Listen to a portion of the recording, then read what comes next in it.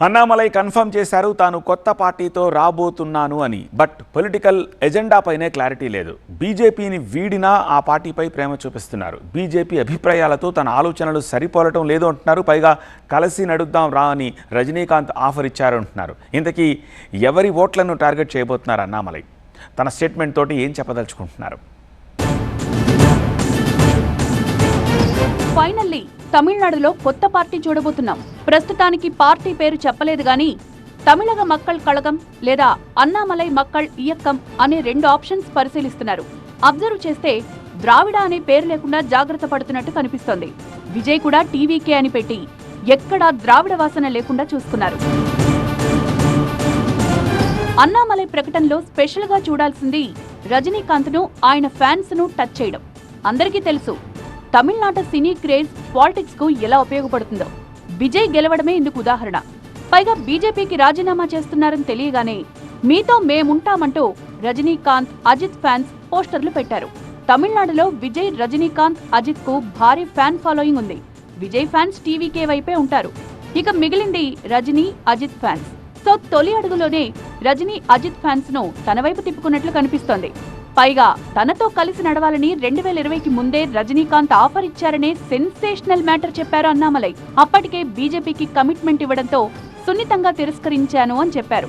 అంటే సినీ క్రేజ్ ను తన వైపు తిప్పుకోవడంలో భాగమే ఇది.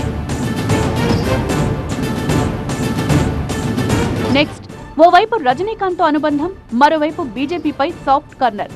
ఏం చెప్పదలుచుకున్నారు అన్నామలై? బీజేపీ నుంచి వెళ్లిపోదాం అనుకున్నా ఏడాదిన్నరగా అధిష్టానం తనను ఆపింది అన్నారు. అంటే ఇష్టం లేకపోయినా పని చేశారనేగా.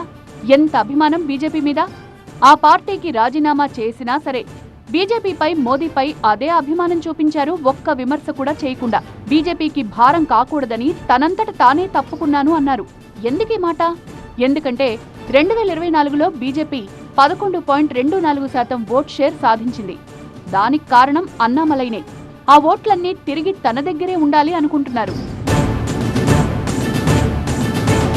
ఇంతకీ ఎవరి ఓట్లు చీల్చుతారు అన్నామలై? అన్నామలైలో జాతీయవాదమే ఎక్కువ. Equals to BJP. తాను తమిళుణ్ణి అని చెప్పుకునే ముందు తాను భారతీయుణ్ణి అని చెప్పుకుంటారు. పైగా తమిళనాడులో జాతీయవాదానికి కూడా స్కోప్ ఉందని అన్నామలై గ్రహించారు. ద్రవిడవాదానికి బీటలు వారినట్టే అని విజయ్ గెలుపుతో స్పష్టమైంది. అన్నామలై కూడా అదే దారిలో వెళ్తారేమో. అయితే రాజకీయ ప్రత్యర్థుల నుంచి మరో మాట వినిపిస్తోంది. బీజేపీకి బీ టీమ్ గా అన్నామలై అడుగులున్నాయని విమర్శిస్తున్నారు. దీనికి ఓ కారణముంది. Annamalai first target అన్నాడీఎంకేనే.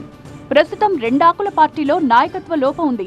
ఆ పార్టీని తమ వైపు తిప్పుకోవాలని ఎవరికి వారు స్కెచ్ వేస్తున్నారు.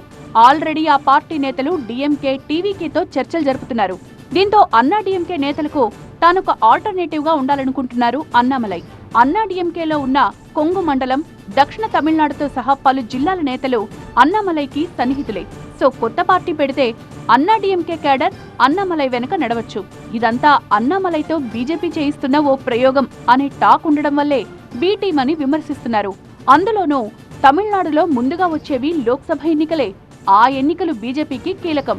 ఒకవేళ అన్నాడీఎంకేతో ఉంటే 30 ఎంపీ స్థానాలు గెలవడం కష్టం. అందుకే అన్నామలైని ఒక రాజకీయ శక్తిగా మార్చి తాను లాభపడే ఆలోచనలో బీజేపీ ఉన్నట్లుగా చెప్పుకుంటున్నారు.